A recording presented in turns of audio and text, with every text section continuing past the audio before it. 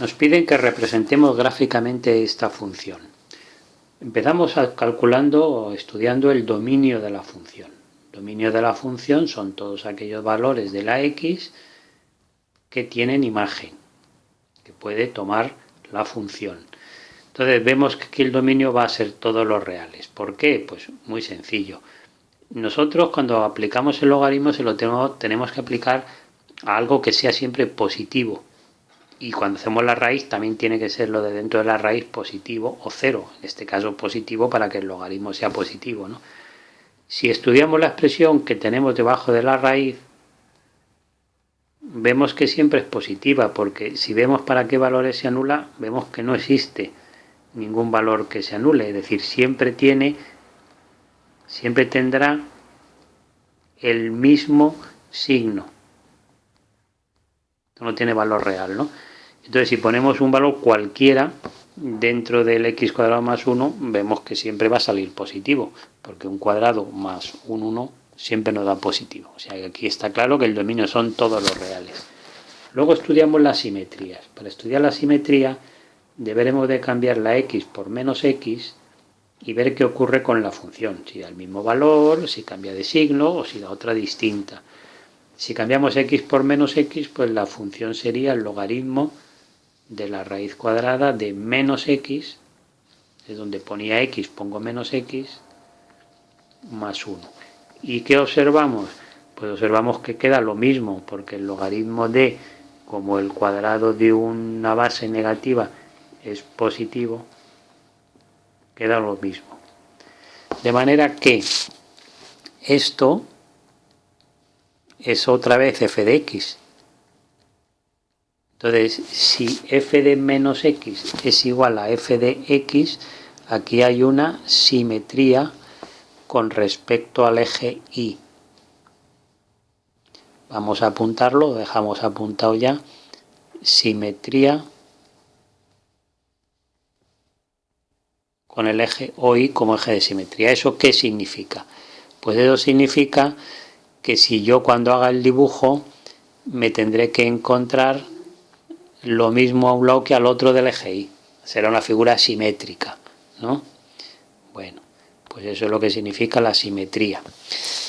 ¿Qué más tenemos que hacer? Bueno, ahora estudiaremos la monotonía, donde crece, donde decrece y los máximos y mínimos posibles. Para eso lo tenemos que hacer con la derivada. Así que voy a derivar la función f' de x, como es un logaritmo. Sabemos la derivada de un logaritmo es 1 dividido por la función a la cual se aplica el logaritmo, 1 dividido x cuadrado más 1, y multiplicado por la derivada de esa función. O sea que ahora tendría que multiplicar por la derivada, como es una raíz cuadrada, derivo lo de dentro, 2x, y abajo esto, que quede claro que es un por, no voy a poner nada ahí.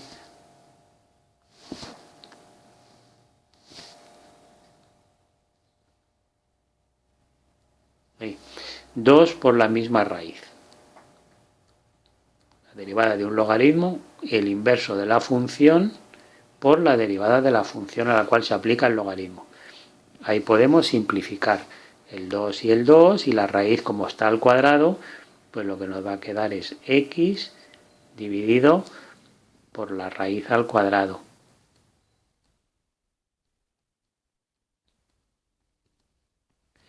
Y la raíz y el cuadrado ya sabemos que se anula el cuadrado con la raíz, y al final me queda que la derivada es esta expresión.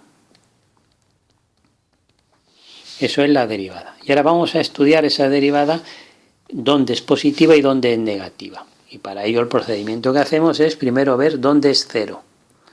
Eso será el punto de posible cambio de signo. Pues cuando es una fracción igualada a 0 y tenemos que resolver, hacemos solo el numerador igualado a 0. Porque para que una fracción sea 0, tiene que ser 0 el numerador. Así que me encuentro que tengo un valor donde la función derivada, de la f', se hace 0.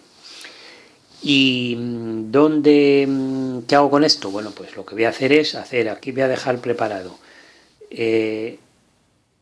un esquema donde ponemos los resultados los resultados para el valor de la función, los signos que toma la primera derivada, y como también vamos a hacer la segunda, lo dejo preparado con la segunda. Bueno, pues la primera, estamos estudiándolo ahora, se anula para el 0, y entonces tengo dos intervalos en donde estudiar el signo. Si tomo un punto de menos infinito a 0, en la derivada, en la expresión de la derivada, ¿qué me encuentro? Con un número negativo, pues el numerador sería negativo, por ejemplo, f de menos 1, f' de menos 1, pues menos 1 arriba y abajo es positivo, o sea que es negativa. La derivada sé que es negativa para valores de menos infinito a 0. Y si hago lo mismo de 0 a infinito, tomando un valor positivo, pues veo que es positiva, ¿no? Consecuencia de ello es que allá donde la derivada sea negativa, la función decrece. Y allá donde la derivada sea positiva, la función crece. ¿No? Ya tenemos estudiado la monotonía, el crecimiento y decrecimiento. Y aquellos puntos en donde primero decrece y luego crece son mínimos, efectivamente. Luego ya también puedo sacar otra conclusión, que tengo un mínimo. ¿Dónde tengo el mínimo? Pues el mínimo lo tengo en x igual a 0. Pero el mínimo es un punto, necesita dos coordenadas, x igual a 0 y f de 0. Es decir, el valor de la función para ese valor de la x donde se anula la derivada. F de 0 lo calcularíamos entrando en la función, haríamos logaritmo neperiano de 0 al cuadrado más 1, y 0 al cuadrado más 1 es 1, y logaritmo de 1 nosotros tenemos que saber que vale 0.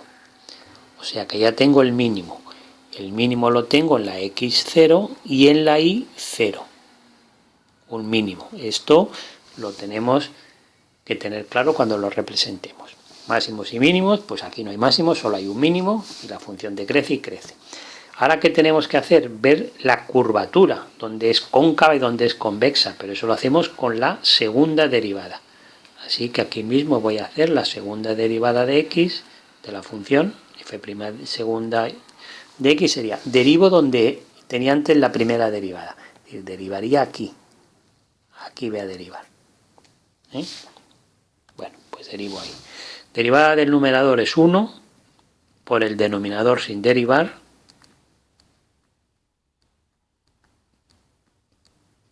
Luego viene menos, por la derivada de un cociente, el numerador sin derivar, por la derivada del denominador, por 2x. Todo ello dividido por el denominador sin derivar al cuadrado.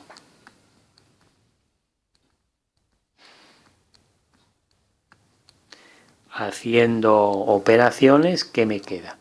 X cuadrado menos 2x cuadrado es menos x cuadrado más 1, y todo esto dividido por x cuadrado más 1 al cuadrado. Hago lo mismo que hemos hecho antes con la primera derivada, lo hago con la segunda. Y dice, a ver, ¿dónde se hace cero esto? ¿Dónde es positiva y dónde es negativa? Pues para eso tengo que igualar a 0 el numerador. Y si igualo a 0 el numerador, pues aquí tengo dos valores. Me van a salir dos puntos. X cuadrado más 1, ya lo hemos dicho antes, cuando igualo a 0 una fracción, solo igualo a 0 el numerador. Y aquí sería igual que la x, pasando el 1 al otro lado y sacando la raíz cuadrada, quedaría más 1 y menos 1. O sea que la segunda derivada en más 1, 1, y en menos 1, menos 1, se anula. Ahora tendría que tomar la segunda derivada y ver sus signos. Entonces, ¿qué me encuentro en la segunda derivada?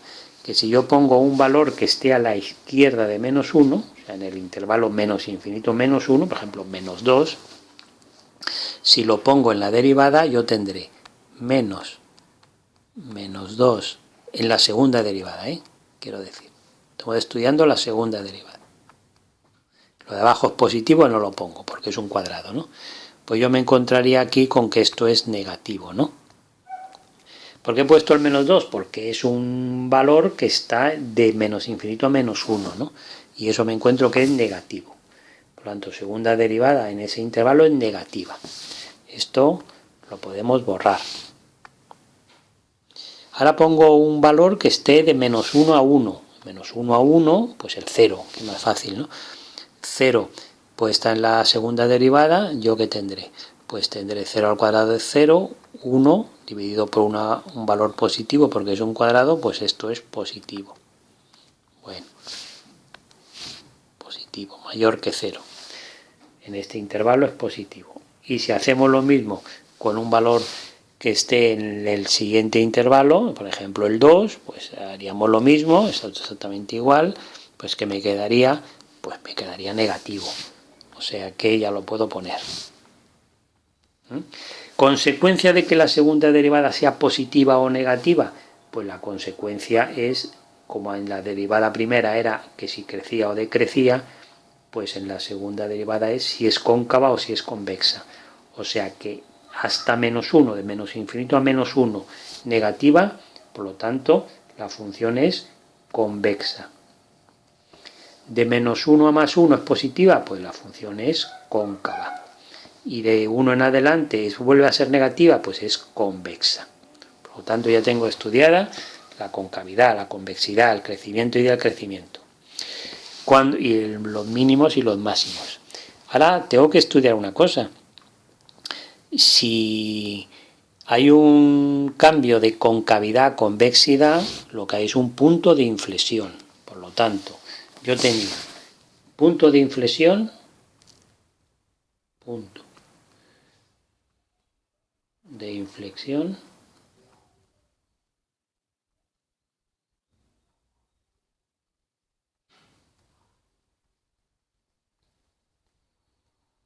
en el menos 1 y en el 1. Por lo tanto, x igual a menos 1 y f de menos 1.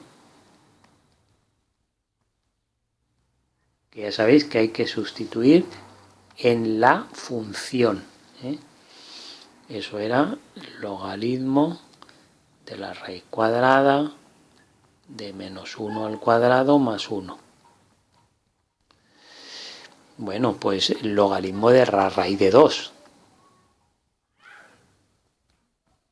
Es un valor que, como es un número irracional, lo puedo dejar así. Y cuando la x es 1, hago f de 1 y como estamos en simetría, me va a salir lo mismo, ¿no? Logaritmo de raíz de 2. Puntos de inflexión, por tanto, ya los puedo apuntar, que los puntos de inflexión son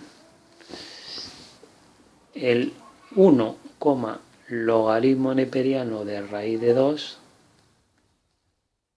y menos 1, logaritmo neperiano de raíz de 2.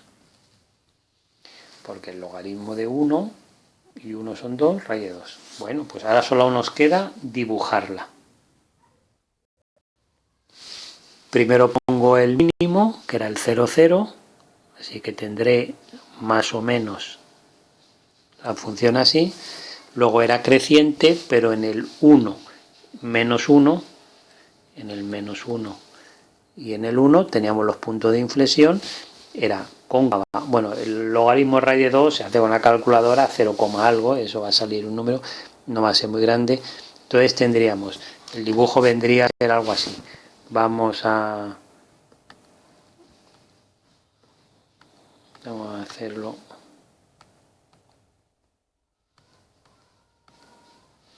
Sería, primero hago esta parte y luego así, como me queda la simetría. Entonces tendremos que en el 0, 0 tengo el mínimo y en el punto